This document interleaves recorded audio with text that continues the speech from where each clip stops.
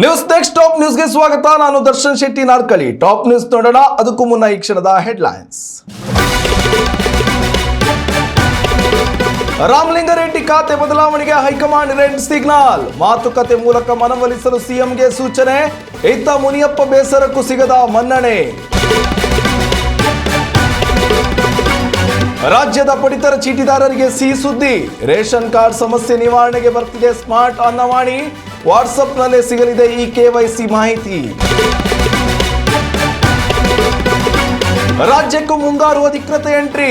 7 ದಿನಗಳ ಕಾಲ ಇರಲಿದೆ ವರುಣನ ನಿರಂತರ ಆರ್ಭಟ. ಹವಾಮಾನ ಇಲಾಖೆಯಿಂದ ಹೈ ಅಲರ್ಟ್.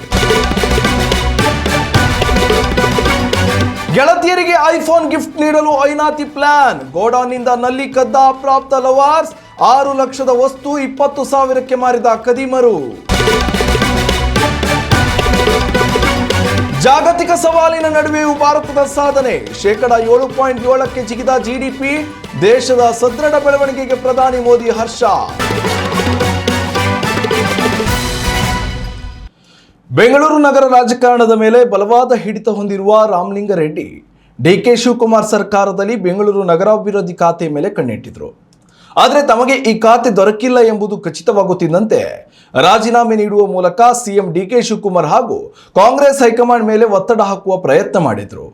ರಾಮಲಿಂಗಾರೆಡ್ಡಿಯ ಈ ತಂತ್ರಕ್ಕೆ ಹೈಕಮಾಂಡ್ ಕ್ಯಾರೆ ಎಂದಿಲ್ಲ ಎನ್ನಲಾಗಿದ್ದು, ಯಾವುದೇ ಕಾರಣಕ್ಕೂ ಖಾತೆ ಬದಲಾವಣೆ ಸಾಧ್ಯವೇ ಇಲ್ಲ ಎಂದು ಕಡ್ಡಿ ತುಂಡು ಮಾಡಿದಂತೆ ಹೇಳಿದೆ ಎನ್ನಲಾಗಿದೆ. ಒಬ್ಬ ರಾಜಕಾರಣಿಯ ರಾಜೀನಾಮೆ ತಂತ್ರಕ್ಕೆ ಬಗ್ಗಿದರೆ ಉಳಿದ ರಾಜಕಾರಣಿಗಳು ಇದೇ ಮಾರ್ಗದ ಮೂಲಕ ಹೈಕಮಾಂಡ್ಗೆ ಒತ್ತಡ ಹೇರುವ ಸಾಧ್ಯತೆ ಇರ್ತದೆ. ಒಬ್ಬರ ಬೇಡಿಕೆಗೆ ಮಣಿದು ಖಾತೆ ಬದಲಾಯಿಸಿದ್ರೆ ಮುಂಬರುವ ದಿನಗಳಲ್ಲಿ ಇತರ ಸಚಿವರು ತಮ್ಮ ಖಾತೆ ಬದಲಾವಣೆಗೆ ಒತ್ತಡ ಹೇರಬಹುದು ಮತ್ತು ಮುಂದಿನ ಸಂಪುಟ ವಿಸ್ತರಣೆ ವೇಳೆಯೂ ಇದು ದೊಡ್ಡ ಸಮಸ್ಯೆಯಾಗಬಹುದು ಎಂಬುದು ಹೈಕಮಾಂಡ್ ಲೆಕ್ಕಾಚಾರವಾಗಿದೆ. ಹೀಗಾಗಿ ಯಾವುದೇ ಕಾರಣಕ್ಕೂ ಪೋರ್ಟ್ಫೋಲಿಯೋ ಬದಲಾಯಿಸುವ ಪ್ರಶ್ನೆಯೇ ಇಲ್ಲ ಎಂದು ದೆಹಲಿ ನಾಯಕರು ಸ್ಪಷ್ಟಪಡಿಸಿದ್ದಾರೆ. ಇನ್ನು ಇದರ ಜೊತೆಯಲ್ಲಿ ರಾಮಲಿಂಗಾರೆಡ್ಡಿ ಮನವೊಲಿಸುವ ಹೊಣೆಗಾರಿಕೆಯನ್ನ ಹೈಕಮಾಂಡ್ ಸಿಎಂ ಡಿಕೆ ಶಿವಕುಮಾರ್ ಹೆಗಲಿಗೆ ಏರಿಸಿದೆ. ಇದರ ಬೆನ್ನಲ್ಲೇ ಸಚಿವರ ಮನಸ್ಸು ಬದಲಾಯಿಸಲು ಸಿಎಂ ಕಸರತ್ತು ಆರಂಭಿಸಿದ್ದಾರೆ.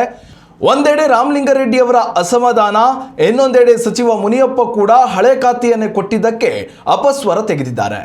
ಈಗ ಈ ಎಲ್ಲ ಗೊಂದಲಗಳನ್ನು ಪರಿಹರಿಸುವ ಜವಾಬ್ದಾರಿ ಡಿಕೆ ಸಾಹೇಬರ ಹೆಗಲಿಗೆ ಬಿದ್ದಿದ್ದು, ಟ್ರಬಲ್ ಶೂಟರ್ ಏನ್ ಮಾಡ್ತಾರೆ ಅನ್ನೋ ಪ್ರಶ್ನೆ ಸಾರ್ವಜನಿಕ ವಲಯದಲ್ಲಿ ಹರಿದಾಡ್ತಿದೆ. ಉತ್ತಮ ಸಂಸ್ಕಾರಯುತ ಶಿಕ್ಷಣದೊಂದಿಗೆ VSS English medium CBSE school Udupi Muddur. ನರ್ಸರಿಯಿಂದ 10ನೇ ತರಗತಿವರೆಗೆ ಶಿಕ್ಷಣದ ಜೊತೆಗೆ 5ರಿಂದ 10ನೇ ತರಗತಿವರೆಗಿನ ವಿದ್ಯಾರ್ಥಿನಿಯರಿಗೆ ಉತ್ತಮ ಹಾಸ್ಟೆಲ್ ಸೌಲಭ್ಯವೂ ಇದೆ. ನಿಮ್ಮ ಮಕ್ಕಳ ಪ್ರವೇಶಾತಿಗಾಗಿ ಈ ಸಂಖ್ಯೆಗೆ ಕರೆ ಮಾಡಿ. ರಾಜ್ಯದ ಕೋಟ್ಯಾಂತರ ಪಡಿತರ ಚೀಟಿದಾರರ ಅಲೆದಾಟಕ್ಕೆ ಬ್ರೇಕ್ ಹಾಕಲು ಆಹಾರ ಇಲಾಖೆಯು ಅತ್ಯಾಧುನಿಕ ತಂತ್ರಜ್ಞಾನದ ಮೊರೆ ಹೋಗಿದೆ. ರೇಷನ್ ಕಾರ್ಡ್ ತಿದ್ದುಪಡಿ, ಹೊಸ ಹೆಸರು ಸೇರ್ಪಡೆ ಹಾಗೂ ನ್ಯಾಯಬೆಲೆ ಅಂಗಡಿಗಳ ಲೋಪದೋಷಗಳ ಕುರಿತು ಸಾರ್ವಜನಿಕರು ನೀಡುವ ದೂರುಗಳನ್ನು ಕ್ಷಣಾರ್ಧದಲ್ಲಿ ಬಗೆಹರಿಸಲು ಕೃತಕ ಬುದ್ಧಿಮತ್ತೆ ಆಧಾರಿತ ಸ್ಮಾರ್ಟ್ ಅನ್ನವಾಣಿ ಎಂಬ ಡಿಜಿಟಲ್ ಯೋಜನೆಯನ್ನ ಜಾರಿಗೆ ತರಲು ಇಲಾಖೆ ಸಂಪೂರ್ಣ ಸಜ್ಜಾಗಿದೆ.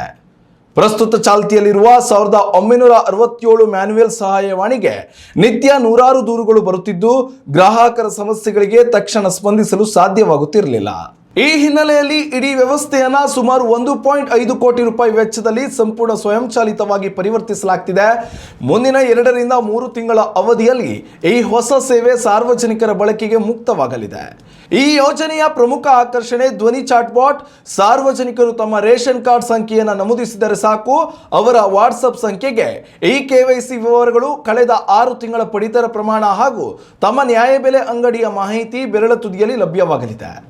ಒಂದು ವೇಳೆ ಚಾಟ್ಬೋಟ್ನಲ್ಲಿ ಸಮಸ್ಯೆಗೆ ಸೂಕ್ತ ಪರಿಹಾರ ಸಿಗದಿದ್ರೆ ಕರೆ ತಕ್ಷಣವೇ ಉನ್ನತ ಅಧಿಕಾರಿಗಳ ಲೈವ್ ಕಾಲ್ಗೆ ವರ್ಗಾವಣೆ ಆಗಲಿದೆ. ಪಡಿತರ ವಿತರಣೆಯಲ್ಲಿ ಪಾರದರ್ಶಕತೆ ತರಲು ಮೇರಾ ರೇಷನ್ ಆ್ಯಪ್ ಬಳಸಲು ಕೂಡ ಇಲಾಖೆ ಉತ್ತೇಜನ ನೀಡುತ್ತಿದೆ. ಈ ಡಿಜಿಟಲ್ ಕ್ರಾಂತಿಯಿಂದಾಗಿ ಸಾರ್ವಜನಿಕರು ಇನ್ನು ಮುಂದೆ ಕಚೇರಿಗಳ ಮುಂದೆ ಸಾಲು ನಿಲ್ಲುವುದು ತಪ್ಪಲಿದೆ. ದೀರ್ಘ ಕಾಯುವಿಕೆಯ ನಂತರ ರಾಜ್ಯಕ್ಕೆ ಮುಂಗಾರು ಮಾರುತಗಳು ಅಧಿಕೃತವಾಗಿ ಲಗ್ಗೆ ಇಟ್ಟಿವೆ. ಕರಾವಳಿ ತೀರದ ಜಿಲ್ಲೆಗಳಲ್ಲಿ ಈಗಾಗಲೇ ಬಿರುಗಾಳಿ ಸಹಿತ ಭಾರಿ ಮಳೆ ಆರಂಭವಾಗಿದ್ದು, ಜನಜೀವನ ಸಂಪೂರ್ಣ ಅಸ್ತವ್ಯಸ್ತಗೊಂಡಿದೆ. ಹವಾಮಾನ ಇಲಾಖೆಯ ಮುನ್ಸೂಚನೆ ಪ್ರಕಾರ ಮುಂದಿನ 7 ದಿನಗಳ ಕಾಲ ಇಡೀ ಕರ್ನಾಟಕದಾದ್ಯಂತ ವ್ಯಾಪಕ ಮಳೆಯಾಗಲಿದ್ದು, ಇನ್ನೆರಡು ದಿನಗಳಲ್ಲಿ ಮುಂಗಾರು ಇಡೀ ರಾಜ್ಯವನ್ನ ಆವರಿಸಿಕೊಳ್ಳಲಿದೆ. ಕರಾವಳಿ ಭಾಗದಲ್ಲಿ ಮಳೆಯ ತೀವ್ರತೆ ವಿಪರೀತವಾಗಿತ್ತು. ಮುನ್ನೆಚ್ಚರಿಕಾ ಕ್ರಮವಾಗಿ ಕಾಸರಗೋಡು ಜಿಲ್ಲೆಗೆ ರೆಡ್ ಅಲರ್ಟ್ ಘೋಷಿಸಲಾಗಿದೆ. ಇನ್ನುಳಿದಂತೆ ದಕ್ಷಿಣ ಕನ್ನಡ ಮತ್ತು ಉಡುಪಿ ಜಿಲ್ಲೆಗಳಲ್ಲಿ ಮಳೆಯ ಅಬ್ಬರ ಹೆಚ್ಚಿರುವ ಕಾರಣ ಹವಾಮಾನ ಇಲಾಖೆ ಆರೆಂಜ್ ಅಲರ್ಟ್ ಜಾರಿಗೊಳಿಸಿದೆ. ಜೂನ್ 6ರಿಂದ 9ರವರೆಗೆ ದಕ್ಷಿಣ ಕನ್ನಡ, ಉಡುಪಿ ಮತ್ತು ಉತ್ತರ ಕನ್ನಡ ಜಿಲ್ಲೆಗಳಲ್ಲಿ ಗುಡುಗು ಮಿಂಚು ಸಹಿತ ಭಾರಿ ಮಳೆಯಾಗುವ ಸಾಧ್ಯತೆ ಇದೆ. ಸಮುದ್ರದಲ್ಲಿ ಅಲೆಗಳ ಅಬ್ಬರ ತೀವ್ರವಾಗಿರುವುದರಿಂದ ಮೀನುಗಾರರು ಕಡಲಿಗೆ ಇಳಿಯದಂತೆ ಕಟ್ಟುನಿಟ್ಟಿನ ಸೂಚನೆ ನೀಡಲಾಗಿದೆ. ಕರಾವಳಿಯಂತೆ ಒಳನಾಡಿನ ಹಲವು ಜಿಲ್ಲೆಗಳಿಗೂ ಮಳೆ ಮುನ್ಸೂಚನೆ ಇದ್ದು, ಚಿಕ್ಕಮಗಳೂರು, ಶಿವಮೊಗ್ಗ, ಬೆಳಗಾವಿ, ಧಾರವಾಡ, ಗದಗ, ಹಾವೇರಿ ಹಾಗೂ ಕೊಡಗಿನಲ್ಲೂ ಭಾರಿ ಮಳೆಯಾಗಲಿದೆ. ಈ ಪ್ರದೇಶಗಳಿಗೆ ಯೆಲ್ಲೋ ಅಲರ್ಟ್ ಘೋಷಿಸಲಾಗಿದ್ದು, ಮುಂದಿನ ಕೆಲ ದಿನಗಳ ಕಾಲ ಮಳೆಯ ಅಬ್ಬರ ಮುಂದುವರಿಯಲಿದೆ. ಬೆಂಗಳೂರಿನಲ್ಲಿ ಮೋಡ ಕವಿದ ವಾತಾವರಣದೊಂದಿಗೆ ಸಾಧಾರಣ ಮಳೆಯಾಗುವ ನಿರೀಕ್ಷೆ ಇದೆ. ಉತ್ತಮ ಸಂಸ್ಕಾರಯುತ ಶಿಕ್ಷಣದೊಂದಿಗೆ VSS English medium CBSE school, Udupi Muddur.